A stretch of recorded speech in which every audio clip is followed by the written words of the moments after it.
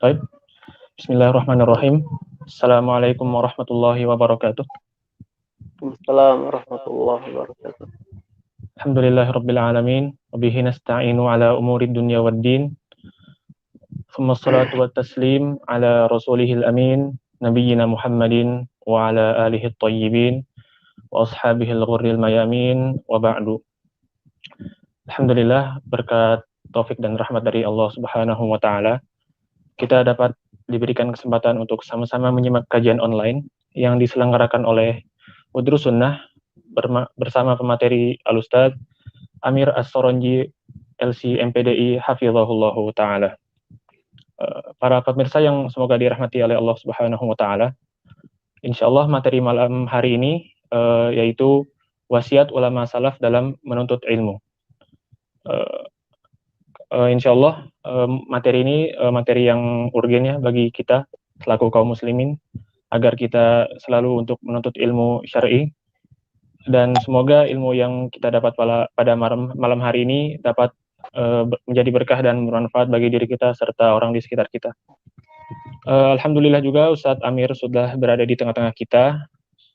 Sebelum kajian kita mulai, kami ingin menyampaikan beberapa hal. Yang pertama mengenai pemateri yaitu Al-Ustadz Amir As-Soronji LC MPDI Hafizahullah. Beliau berasal dari kota Sorong. Beliau merupakan alumnus Universitas Islam Madinah Kerajaan Arab Saudi. Kemudian saat ini beliau menjadi pengajar di Pondok Pesantren Jamilur Rahman di Yogyakarta, dan beliau saat ini juga aktif mengisi ceramah-ceramah di Yogyakarta dan sekitarnya. Kemudian kami mengajak para pemirsa untuk mendukung kegiatan dakwah Udrus Sunnah melalui rekening yang ada di deskripsi video atau yang ada di running text di bawah ini. Kami juga mohon maaf atas keterlambatan kajian kita karena ada beberapa kendala teknis. Kemudian bagi jamaah yang ingin mengajukan pertanyaan dapat menuliskan pertanyaannya di live chat di YouTube. Insya Allah kita akan bacakan di sesi tanya jawab. Insya Allah, tanpa berpanjang lebar lagi, mari kita simak pemaparan dari Al-Ustadz Amir As-Soronji Hafizahullah, wasiat ulama salaf dalam menuntut ilmu. Falyatafaddal mashkur, Ustaz. Baik, bismillahirrahmanirrahim. Assalamualaikum warahmatullahi wabarakatuh.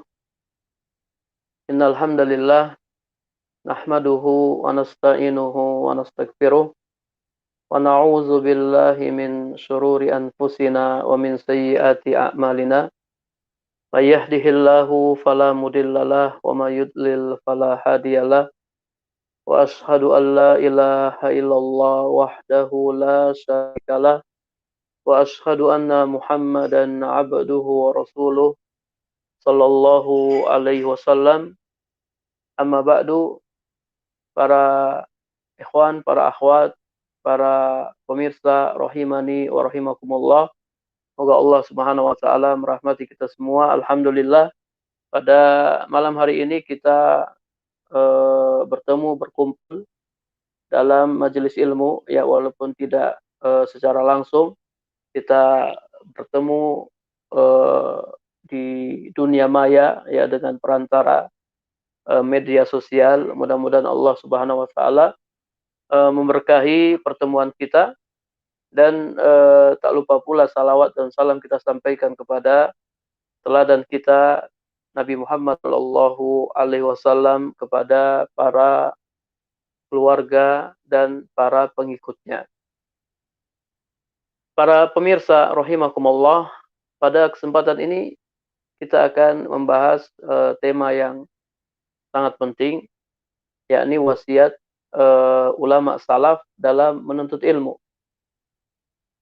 Sebelum kami menyampaikan beberapa wasiat ulama salaf dalam menuntut ilmu, kami ingin menyampaikan beberapa ayat dan hadis yang menjelaskan tentang keutamaan menuntut ilmu dan kedudukan para ulama, ya, supaya kita termotivasi, tambah semangat untuk menuntut ilmu, terutama ilmu syar'i. Ada banyak ayat yang menjelaskan tentang keutamaan ilmu, kami akan menyebutkan beberapa saja. Yang pertama surat Az-Zumar ayat 9. Allah Subhanahu wa taala berfirman, "Qul hal yastawiyal ladzina ya'lamuna wal ladzina la ya'lamun. Innama yatadzakkaru ulul albab." Katakanlah, apakah sama orang-orang yang mengetahui dengan orang-orang yang tidak mengetahui? Sesungguhnya yang dapat mengambil pelajaran hanyalah orang-orang yang berakal. Apakah sama orang-orang yang mengetahui dengan orang-orang yang tidak mengetahui? Tentu tidak sama. Sebagaimana tidak sama antara malam dan siang. Sebagaimana tidak sama antara cahaya dan kegelapan. Allah Subhanahu wa taala membedakan antara orang-orang yang berilmu dan orang-orang yang tidak berilmu. Kalau Allah Subhanahu wa taala saja membedakan, maka seharusnya kita sebagai manusia juga membedakan antara orang yang berilmu dengan orang yang tidak berilmu. Antara orang alim dan orang jahil. Kita tidak boleh menyamakan mereka. Karena Allah Subhanahu wa taala membedakan mereka dalam segala hal. Ya, terutama dalam mengambil keputusan-keputusan untuk kemaslahatan ya masyarakat. Orang yang berilmu ketika memberikan keputusan, dia akan memberikan keputusan berdasarkan ilmu. Sehingga keputusan yang dia keluarkan itu akan mendatangkan maslahat yang besar. Bagi dirinya, bagi orang lain, bagi masyarakat atau bagi bangsa dan negara. Berbeda dengan orang jahil, orang yang tidak berilmu. Ketika mengambil keputusan, dia akan memutuskan dengan kejahilan. Sehingga apa? Sehingga berakibat mafsadah yang besar. Kerusakan yang besar. Dan sumber kerusakan adalah al-jahl, kejahilan. Kenapa Allah Subhanahu wa taala disekutukan? Karena al-jahl. Kenapa bid'ah dilakukan? Karena al-jahl. Kenapa maksiat dikerjakan? Karena al-jahl, kebodohan. Kebodohan merupakan sumber kerusakan. Jadi tidak sama antara orang-orang yang berilmu dan orang-orang yang tidak berilmu. Kemudian dalam ayat yang lain, dalam surat Al-Mujadalah ayat 11, Allah Subhanahu wa taala berfirman, "Yarfa'illahu alladzina amanu minkum walladzina utul ilma darajat." Allah Subhanahu wa taala mengangkat derajat orang-orang yang beriman di antara kalian dan orang-orang yang berilmu beberapa derajat. Kata para ulama, orang yang beriman dan berilmu derajatnya lebih tinggi di sisi Allah dibandingkan orang yang beriman saja. Jadi ada dua golongan. Golongan yang pertama, orang yang beriman dan berilmu. Golongan kedua, orang yang beriman tok. Orang yang beriman dan berilmu derajatnya lebih tinggi di sisi Allah dibandingkan orang yang beriman saja. Warafu darajat yadullu ala azimil fadli. Diangkatnya derajat ini menunjukkan keutamaan. Dan pengangkatan derajat ini terjadi di dunia dan di akhirat. Masya Allah, orang-orang yang berilmu, derajat mereka diangkat ketika di dunia. Kita bisa lihat bagaimana ya manusia memuliakan orang-orang yang berilmu. Ketika para ulama misalnya datang ke Indonesia, ya ulama-ulama dari Timur Tengah datang ke Indonesia, kita lihat bagaimana ya orang-orang kita memuliakan mereka. Atau ulama-ulama yang ada di negeri kita, ustadz-ustadz yang ada di negeri kita. Ya bagaimana orang-orang memuliakan mereka. Semakin tinggi ilmunya, semakin dimuliakan. Ya, dan ini tidak hanya ilmu syar'i, ilmu dunia pun sama. Orang yang bergelar profesor, doktor dan seterusnya, dia lebih dimuliakan daripada orang yang mungkin hanya bergelar doktor atau mungkin S2 dan seterusnya. Semakin tinggi ilmunya, semakin dalam ilmunya, semakin dimuliakan. Ini di dunia, dan di akhirat, ya, Allah Subhanahu wa taala akan mengangkat derajatnya bi uluwil manzilah fil jannah, dengan ditinggikannya kedudukannya di surga. Semakin dalam ilmunya, maka akan semakin tinggi derajatnya di surga. Wa mimma yadullu ala fadlil ilmi wa wujubil istizadati minhu qauluhu ta'ala amiran rasulahu sallallahu alaihi wasallam. Di antara ayat Al-Qur'an yang menunjukkan keutamaan ilmu dan kewajiban meminta tambahan ilmu adalah firman Allah dalam surat Toha ayat 114. Ketika Allah Subhanahu wa taala berfirman kepada Rasulullah sallallahu alaihi wasallam, Allah perintahkan beliau untuk mengatakan waqul rabbi zidni ilma. Wahai Muhammad, ya, katakanlah rabbi zidni ilma. Wahai Rabbku, tambahkanlah ilmuku.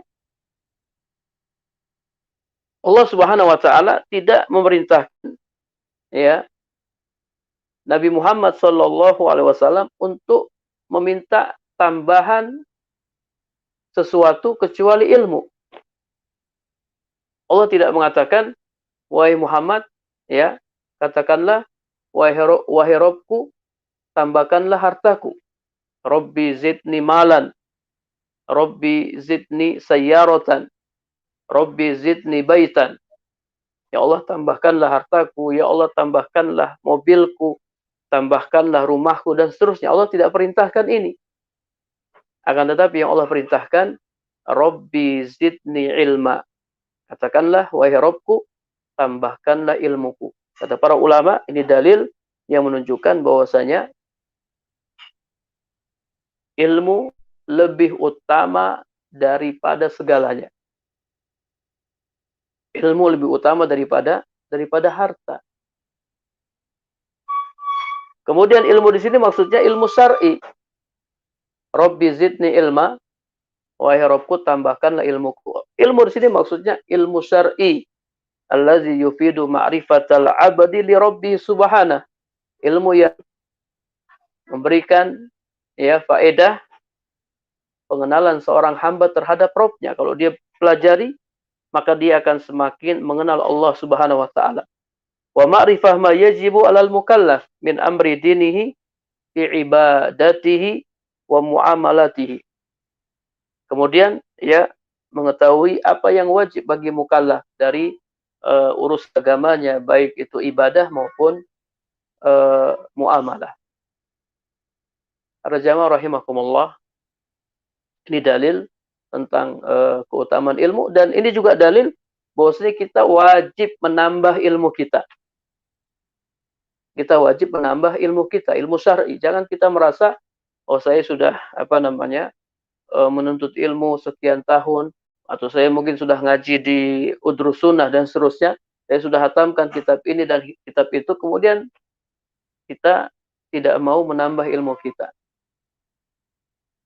Ilmu terus kita tambah. Karena Allah Subhanahu wa taala memerintahkan untuk menambah ilmu. Wa qur rabbi zidni ilma. Katakanlah, wahai Rabbku, tambahkanlah ilmuku. Terus, ya, kita belajar, kita menambah pengetahuan kita. Terutama pengetahuan agama kita. Pengetahuan agama kita. Kemudian ayat yang lain yang menjelaskan tentang keutamaan ilmu, yaitu surat Al-Baqarah ayat 269. Allah Subhanahu wa taala berfirman, yu'til hikmata may yasha wa may yu'ta Wa ma yu'tal hikmah faqad utiya khairan katsira wa ma yadzakkaru illa ulul albab.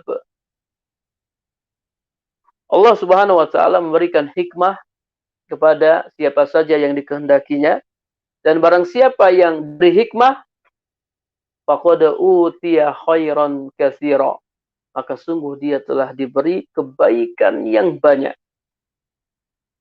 Wa ma yadzakkaru illa ulul albab, tidak ada yang bisa mengambil pelajaran kecuali orang-orang yang berakal.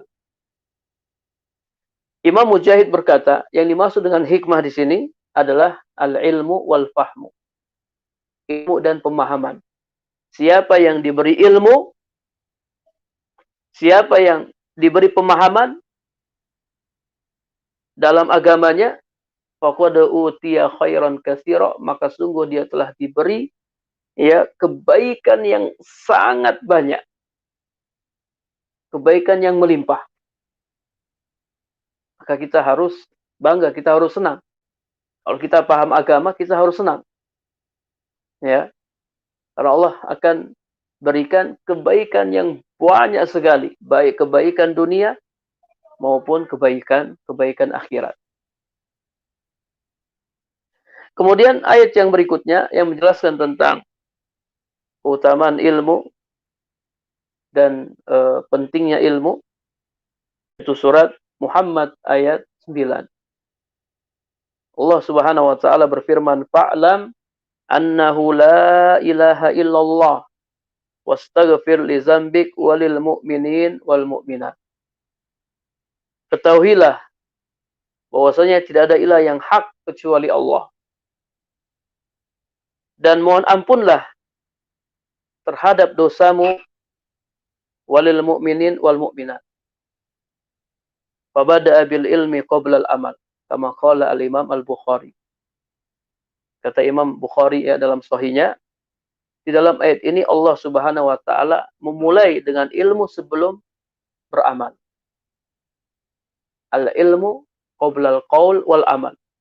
Ilmu sebelum berkata dan beramal. Jadi ilmu didahulu. Ilmu nomor 1.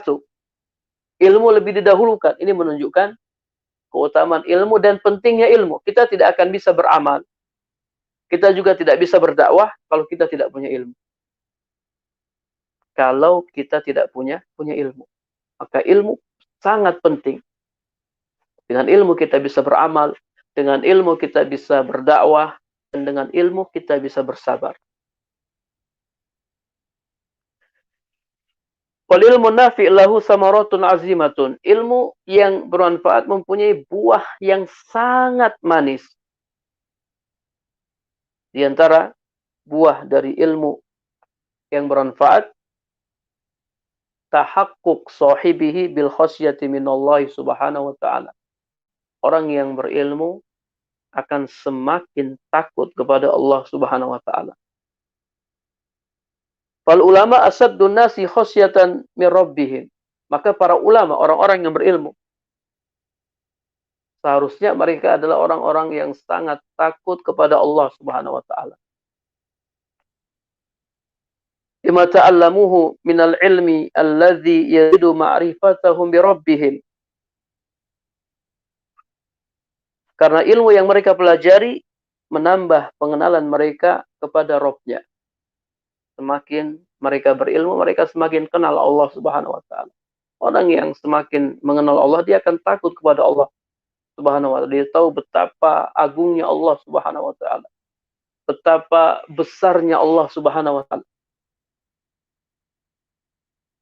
Wa yurassih al-iman fi qulubihim, dan akan mengokohkan iman dalam hatinya.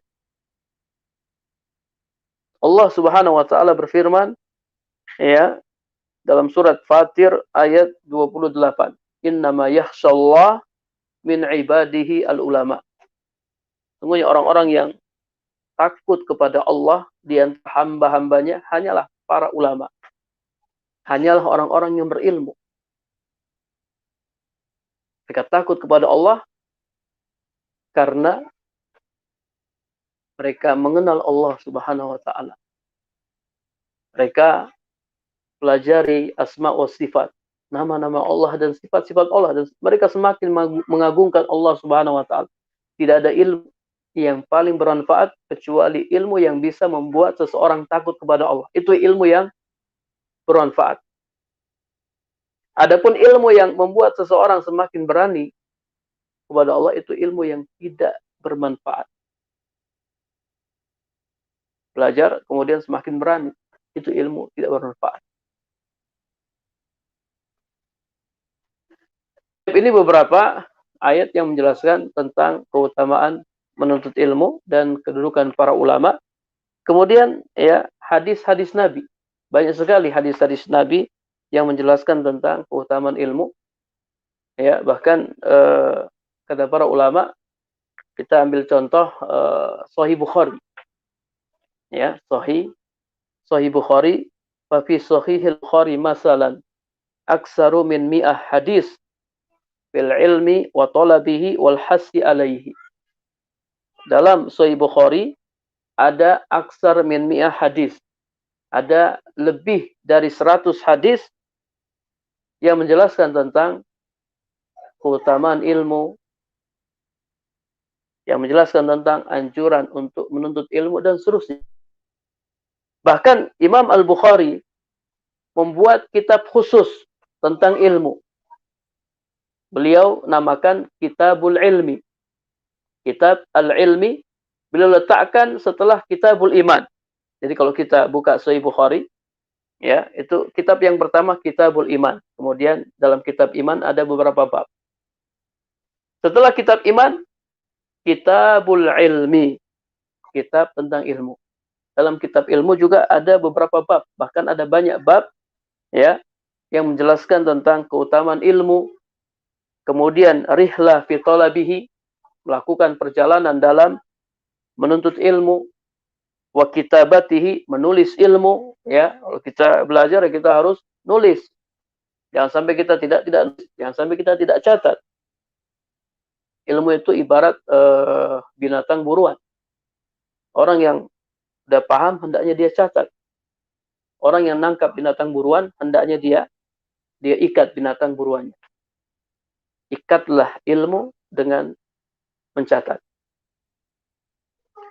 Wa hifzihi, kemudian juga ya, dalam Sahih Bukhari ada bab tentang menghafal ilmu, memahami ilmu, memperhatikan ya penjelasan para ulama. Ketika para ulama menjelaskan tentang ilmu, ya, di antara adab-adabnya kita diam dan mendengarkan, wal haya fil ilm, kemudian ya, malu dalam menuntut ilmu, dan seterusnya.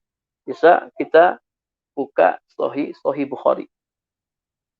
Ada ratusan hadis atau ratusan lebih hadis yang menjelaskan tentang keutamaan ilmu. Ini baru di Sahih Bukhari. Belum ya di kitab-kitab sunnah yang lainnya seperti Sahih Muslim, Sunan Abi Dawud, Sunan Tirmizi, Sunan An-Nasai, Sunan Ibnu Majah, dan lain-lain. Ya, ada ribuan hadis yang menjelaskan tentang keutamaan menuntut ilmu dan kedudukan para ulama. Baik, kami akan menyampaikan beberapa hadis saja. Ya, mudah-mudahan ini semakin membuat kita semangat ya dalam menuntut ilmu.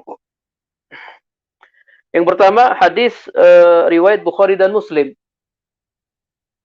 Dari Muawiyah radhiyallahu anhu, ia berkata, sami'tu Rasulullah sallallahu alaihi wasallam yaqul, may yuridillahu bihi khairan yufaqihu fiddin.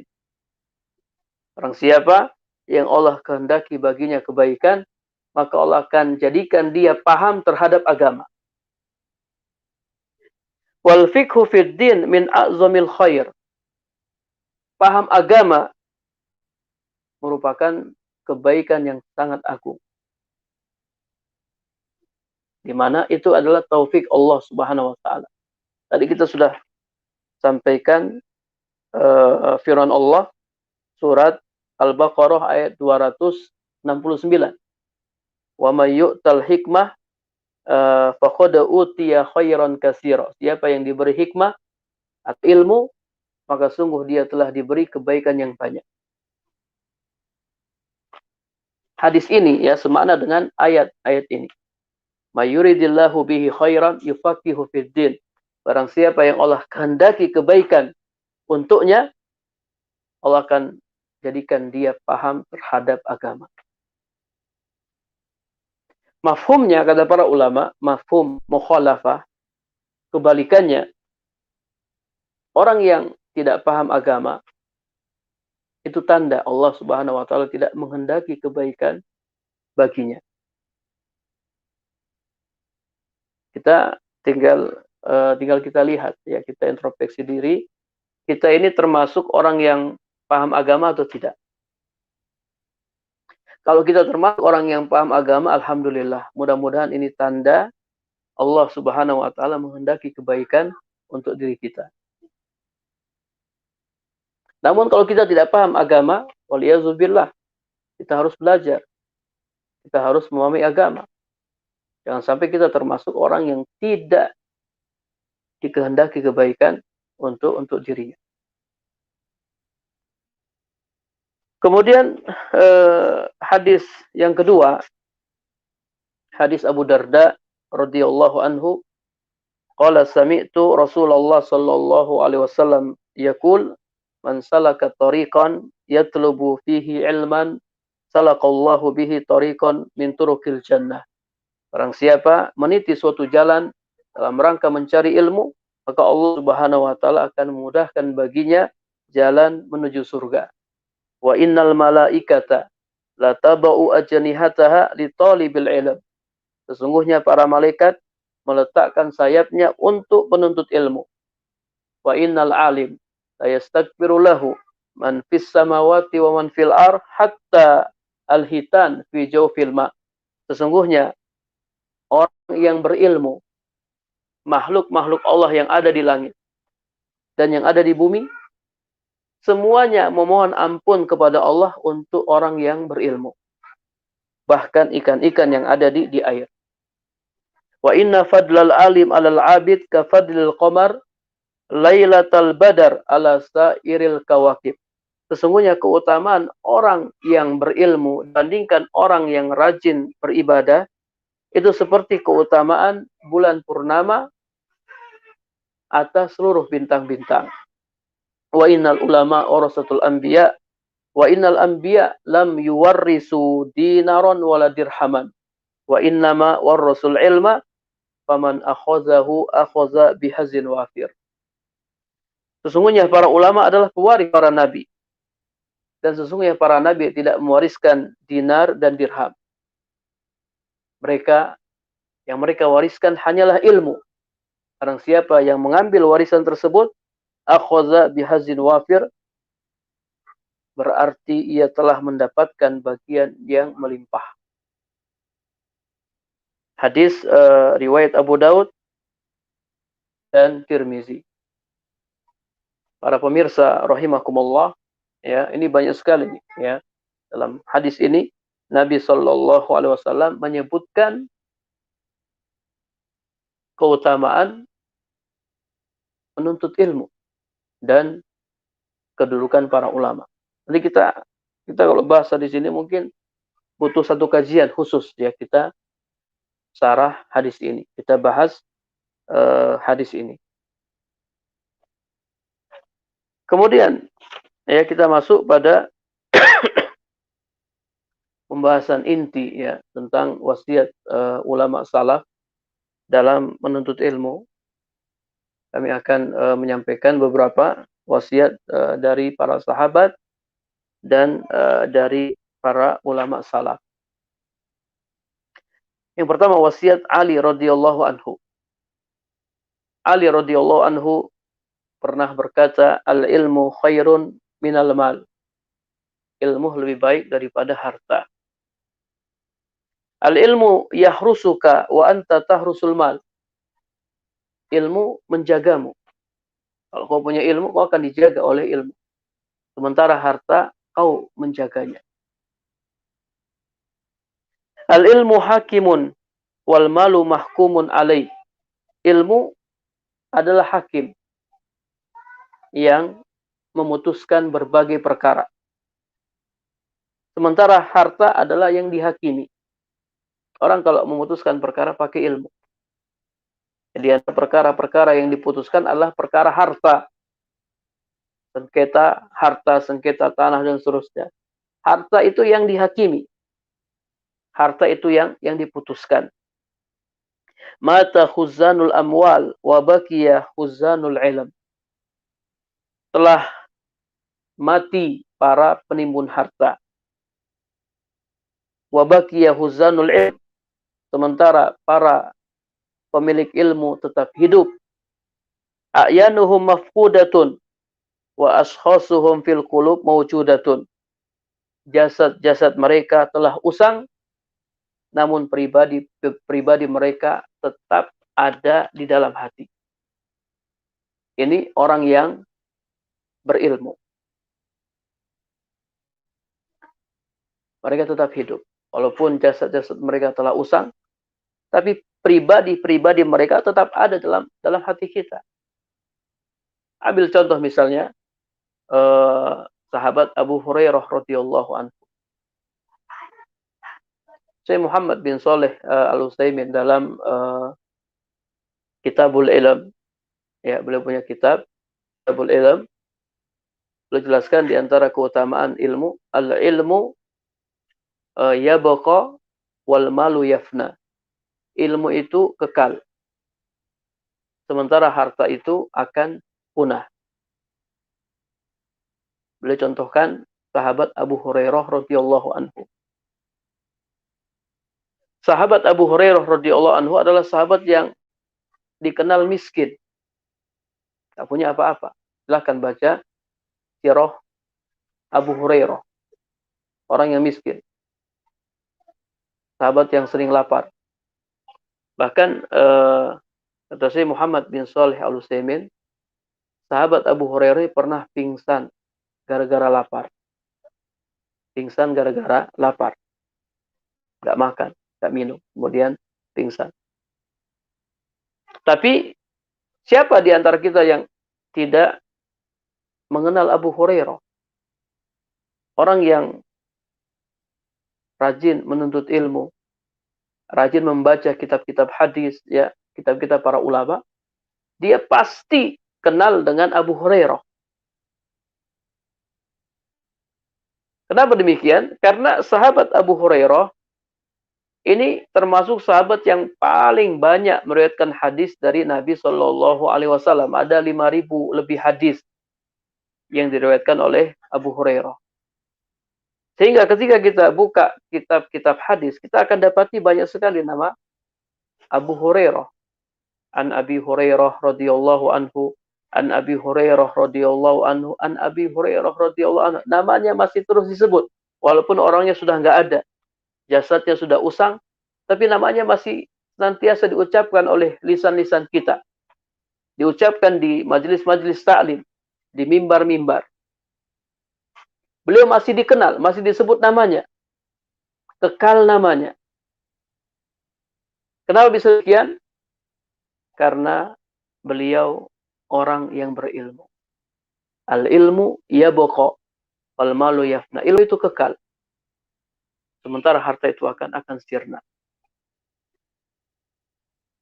Sahabat Abu Hurairah dikenal karena ilmunya, bukan karena hartanya. Ya, beliau orang miskin. Beliau orang miskin, sering lapar. Dan kata Syekh Muhammad bin Shalih Al-Utsaimin, setiap hadis yang diriwayatkan oleh Abu Hurairah dan hadis itu sampai ke kita, kemudian kita ikut menyampaikannya, maka sahabat Abu Hurairah dapat pahala. Dapat pahala.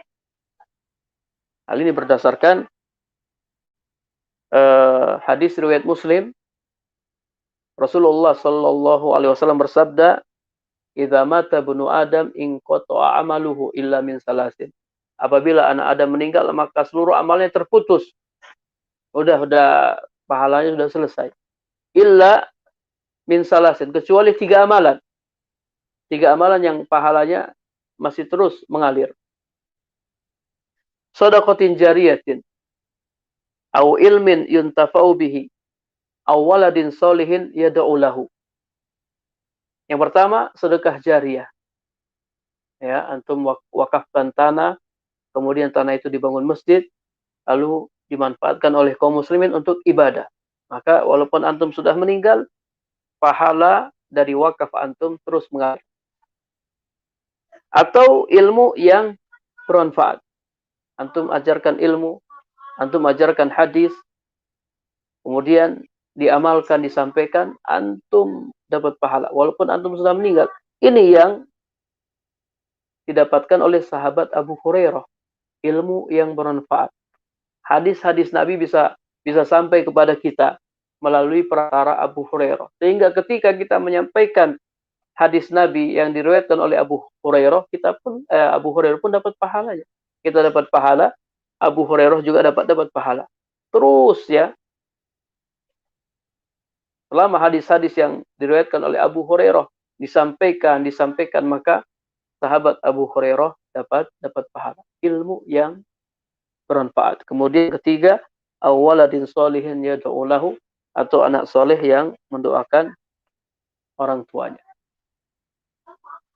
Jadi, mata huzanul amwal, wa baqiya huzanul ilm. Para penimbun harta mereka telah mati. Sementara para pemilik ilmu tetap hidup. Jasad-jasad mereka telah usang, namun pribadi-pribadi mereka tetap ada dalam hati-hati manusia. Kemudian wasiat Abdullah bin Mas'ud radhiyallahu anhu, annahu kana yaqul idza ra'a asy-syabab yatlubuna al-ilm.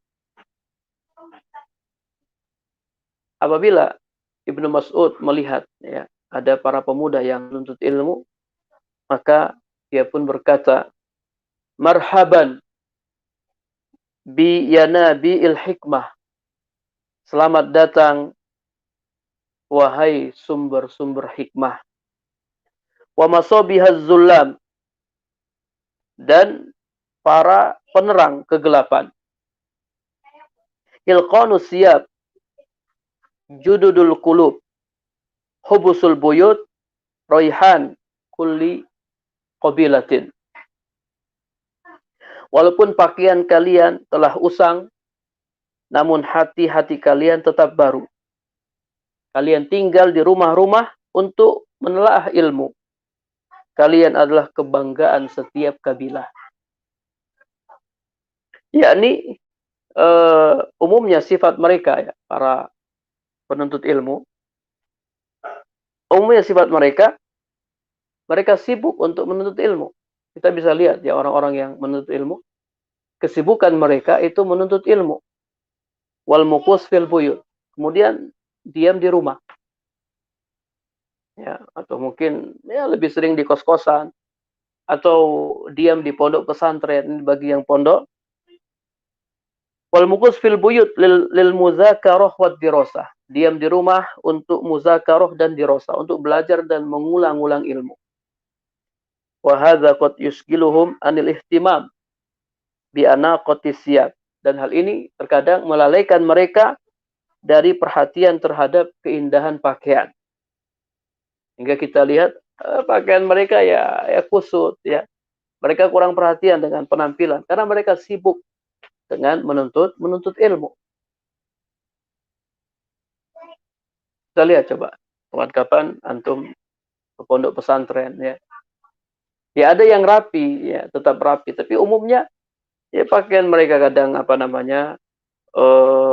pecinya, mungkin pecinya sudah nggak dicuci dan seterusnya. Ya, bajunya mungkin kurang rapi, tidak diserika. Karena mereka sibuk untuk menuntut ilmu. Terlalu banyak ilmu yang harus mereka pelajari. Wa tajawul fi turuqat kama yaf'alu ghairuhum minas sabab. Mereka tidak sempat untuk keliling di jalan-jalan atau nongkrong sebagaimana dilakukan pemuda-pemuda yang lain. Sudah nggak punya waktu lagi. Tidak punya waktu lagi untuk jalan-jalan, dia keliling, nongkrong. Tak ada waktu. Kita bisa lihat ya, para penuntut ilmu nggak ada yang nongkrong di jalan atau jalan-jalan. Mereka disibukkan dengan menuntut ilmu dan menuntut ilmu. Yang selalu mereka bawa itu kitab.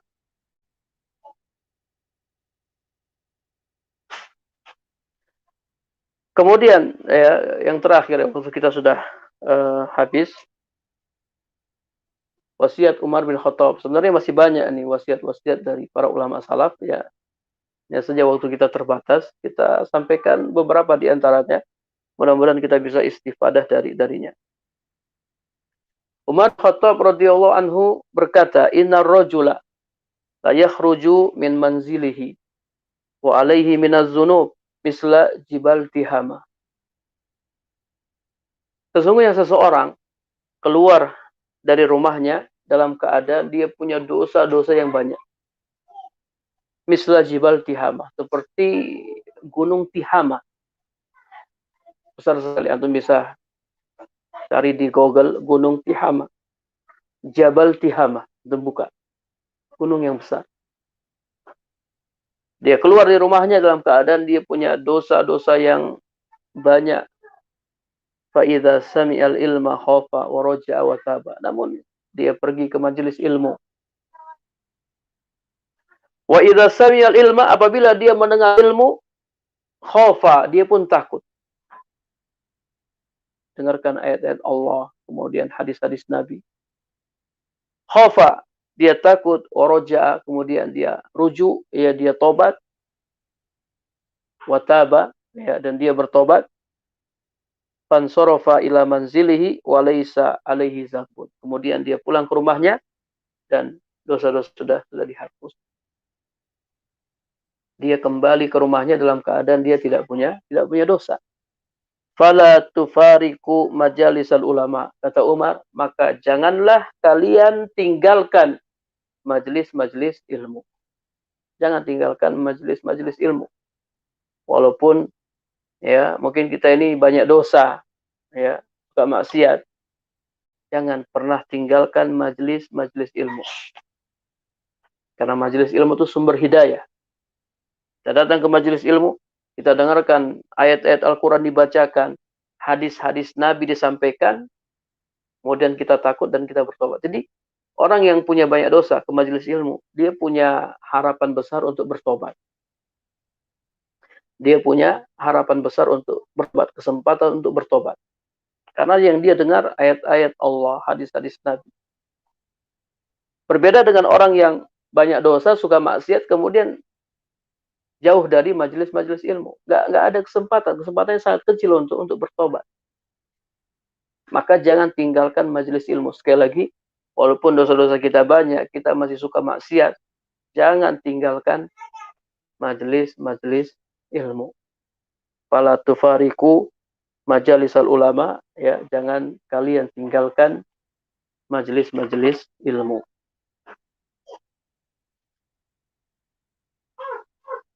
Satu lagi ya, ucapan Al-Hasan Al-Basri rahimahullah, la an ata'allamu baban minal ilmi fa u'allimuhu muslim ahabbu ilayya min an takuna lidunya kulluha fisabilillah. Saya mempelajari satu bab ilmu, kemudian saya ajarkan kepada seorang muslim, itu lebih saya sukai daripada saya memiliki seluruh dunia di jalan Allah. Jadi menurut Imam Al-Hasan Al-Basri, orang yang berilmu kemudian dia ajarkan ilmunya, itu lebih utama, lebih dia sukai daripada orang dermawan yang suka menginfakkan hartanya. Mempunyai harta di jalan Allah. Seluruh dunia, ini milik dia. Kemudian dia infakkan di jalan Allah. Al-Hasan Al-Basri lebih suka dia mempelajari satu bab ilmu, kemudian dia ajarkan kepada seorang muslim. Daripada dia punya seluruh dunia di jalan Allah. Ya, jadi orang yang berilmu, kemudian diajarkan ilmunya, itu lebih utama daripada orang kaya yang dermawan. Kalau bisa dua-duanya lebih bagus lagi. Sudah berilmu kemudian dermawan. Ya, kaya dan dermawan. Tapi kalau kita tidak kaya, ya, hidup kita pas-pasan, kita ingin jadi orang yang utama, maka belajarlah. Tuntutlah ilmu. Pahamilah agama. Wallahu a'lam bishawab. Ini barangkali dapat kami sampaikan ya, mudah-mudahan bermanfaat ya. Mungkin kalau ada pertanyaan kami persilahkan. Wallahu a'lam bishawab. Baik, alhamdulillahirabbil alamin, telah sama-sama kita simak pemaparan dari Al-Ustadz Amir As-Soronji hafizahullah. Kemudian kita masuk ke sesi Q&A. Telah ada beberapa pertanyaan yang masuk di live chat. Kami ingatkan juga jamaah yang ingin menyampaikan pertanyaannya bisa ditulis secara langsung di live chat di YouTube. Pertanyaan pertama, Bismillah, Jazakallahu khairan Ustadz. Izin bertanya, bagaimanakah ciri-ciri ilmu agama kita sudah bermanfaat Ustadz? Dan apakah boleh merasa ilmu kita itu sudah bermanfaat? Barakallahu fikum Ustadz. Nah, para jamaah rahimakumullah ya, tadi sudah kita sampaikan ayat Al-Quran surat Toha ya kalau tidak salah, atau surat Fatir tadi. Bentar.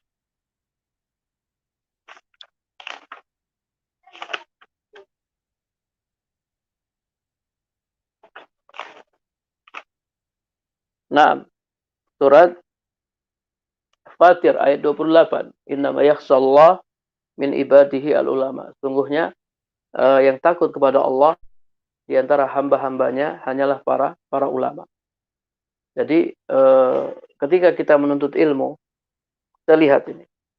Apakah kita semakin takut kepada Allah atau tidak? Ya. Dan itu bisa kita lihat. Orang yang takut kepada Allah, ya dia akan laksanakan perintahnya. Dia akan tinggalkan larangannya.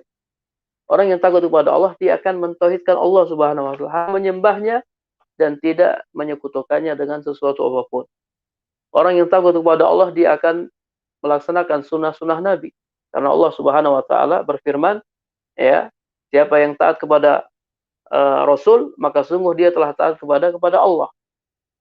Ketaatan kepada Allah itu sangat bergantung kepada ketaatan kepada Rasul. Jadi kita bisa lihat ini, apakah ada perubahan.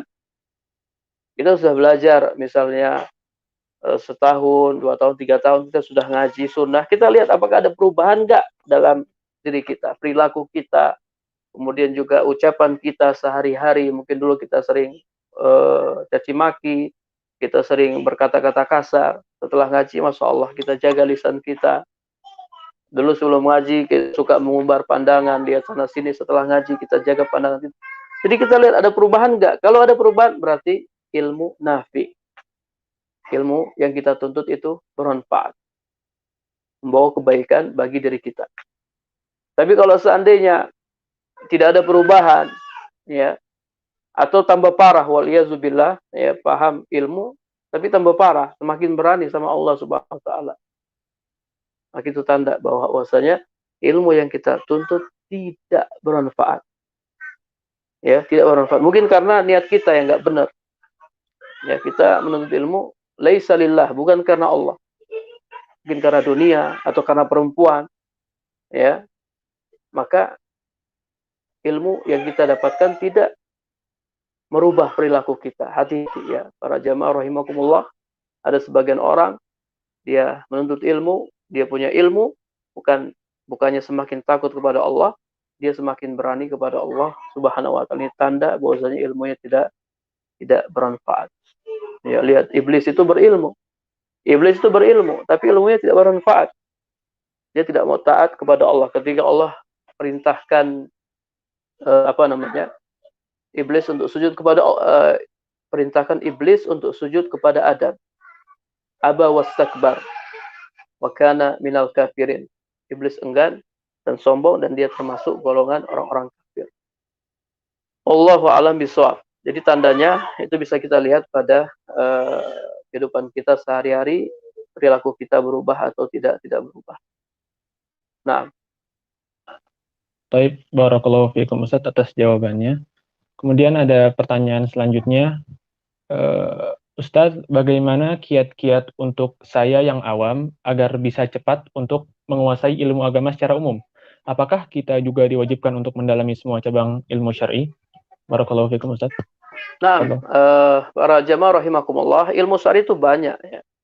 Banyak macamnya, banyak cabang-cabangnya. Dan ilmu syar'i itu ada yang hukumnya fardu ain.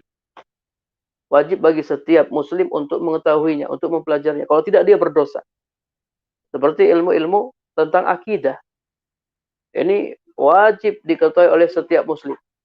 Siapapun dia, mau dia itu dosen, mahasiswa, dia itu apa namanya, mungkin pemerintah atau rakyat. Kalau dia muslim, dia wajib mengetahui ilmu akidah. Fardu ain hukumnya, ya. Tentang tauhid, ya. Tentang arkanul iman, rukun iman, ini wajib diketahui.